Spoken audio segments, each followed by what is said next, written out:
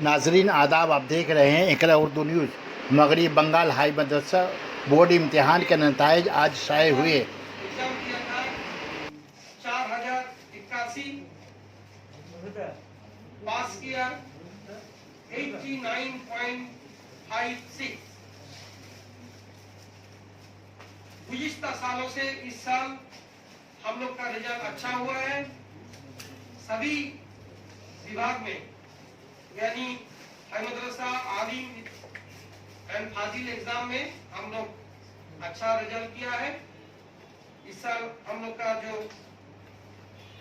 Non Muslim student था वो भी टॉप 10 में आया। एवं इस साल हाई मदरसा में जो टॉप 10 हम लोग देखा है, जिसमें पूर्व मेदिनीपुर यानी कि डिस्ट्रिक्ट वाइज जो रिजल्ट है उसमें अच्छा किया है।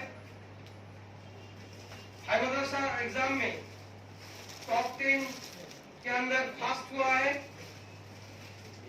मुर्शिदाबाद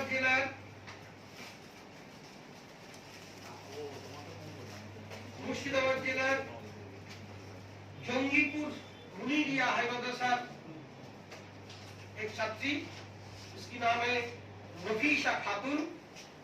सेकंड भी हुई है